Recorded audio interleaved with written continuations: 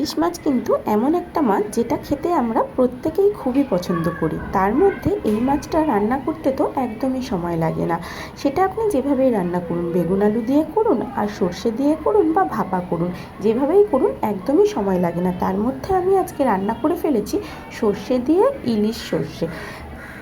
কিন্তু আমি আজকে সর্ষে বাটার ঝামেলা ছাড়াই আজকে রান্না করে ফেলেছি সর্ষে দিয়ে ইলিশ।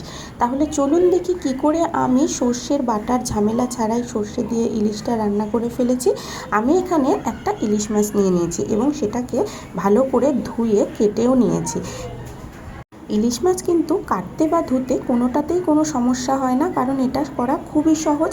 আর এই যে এখানে দেখুন সর্ষে বাটার ঝামেলা বলছিলাম তো, এই যে এটা হচ্ছে সানরাইজের গুঁড়ো সর্ষে। এই সর্ষেটা দিয়ে রান্না করব আমি। এদিকে মাছটা করব বলে আমি একটা কড়াই চাপিয়ে দিয়েছি এবং কড়াইটা গরম হয়ে গেছে। তার মধ্যে আমি তেল দিয়ে দিলাম মাছগুলোকে ভাজবো বলে। মাছগুলোতে আমি নুন হলুদ ছিটিয়ে রেখেছিলাম। এবার তেলটা গরম হয়ে গেছে, একে একে মাছগুলো আমি ছেড়ে দিচ্ছি তেলের মধ্যে। মাছগুলোকে আমি একটু সঙ্গে সঙ্গেই উল্টে দেব, নয়তো কিন্তু নিচে লেগে যাবে। মাছটাকে উল্টে দিয়ে আমি গ্যাসের আঁচটাকে লো করে দিয়েছি। এবার ওই যে বললাম সর্ষের গুঁড়ো, তাহলে চলুন এটার একটা পেস্ট বানিয়ে নিই। সর্ষের গুঁড়োটা আমি পেস্ট বানানোর জন্য প্যাকেটটা কেটে একটা বাটির মধ্যে ঢেলে নিলাম। তারপর তার মধ্যে একটু সামান্য পরিমাণে হলুদ আর সামান্য পরিমাণে নুন দিয়ে দিলাম। এখন এতে অল্প পরিমাণ করে জল দেব। জলটা দিয়ে বেশ কিছুক্ষণ এটাকে ভিজিয়ে রাখবো। ততক্ষণ ওদিকে আমার মাছ ভাজাটাও হয়ে যাবে। ভালো করে চামচ দিয়ে এটাকে একটু নেড়ে দিই, না হলে এটা দলা পেকে থাকবে। আপনারাও কিন্তু নেড়ে এরকম ফাটিয়ে দেবেন, না হলে সর্ষেগুলো দলা হয়ে থাকবে। এদিকে মাছ ভাজাটা হয়ে গেছে, মাছ ভাজাটাও আমি নামিয়ে নিচ্ছি। এখন ওই মাছ ভাজার তেলের মধ্যেই অল্প পরিমাণ কালো জিরে ফোড়নে দিয়ে দিলাম। ফোড়নে দেওয়ার পর আমি একটা টমেটো কুচিয়ে রেখেছিলাম, সেই টমেটোটাও ফোড়নে দিয়ে দিচ্ছি। এখন টমেটোটাকে ভালো করে নেড়ে চেড়ে নেব, যতক্ষণ টমেটোটা দিয়ে কাঁচা গন্ধটা বের না হয়ে যায় আর টমেটোটা মজে না যায়।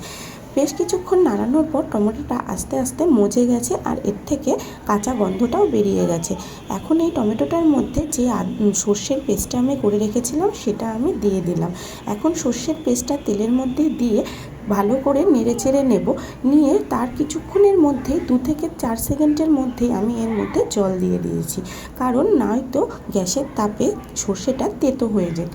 এবং ওই জলটা ফোটার পরেই আমি তার মধ্যে মাছগুলোকে দিয়ে দিয়েছি। এখন মাছগুলোকে দিয়ে সর্ষের গুঁড়োটাকে ভালো করে মিশিয়ে টিশিয়ে নিয়ে তারপরে গ্যাসের আঁচটাকে হাই করে বেশ কিছুক্ষণ ফোটার জন্য রেখে দেব। ও কাঁচা লঙ্কার কথাটা তো ভুলেই গেছি। তারপর আমি একই সাথে এতে কাঁচা লঙ্কাও দেবো। সর্ষের ঝাল, তার মধ্যে যদি কাঁচা লঙ্কা না হয় ঠিক ব্যাপারটা জমে না। সর্ষের ঝালে সর্ষের তেল আর কাঁচা লঙ্কা এটা যেন দুটোই মাস্ট, না হলে একদমই ভালো লাগে না। তারপর টকবক করে যখন ফুটবে আমার রান্নাটা তখন অলরেডি শেষ। আমার এই রান্নাটা যদি আপনাদের ভালো লেগে থাকে একটা লাইক দিয়ে দেবেন, আর এরকম ঘরোয়া রান্না দেখার জন্য আমার চ্যানেলটাকে অবশ্যই সাবস্ক্রাইব করবেন।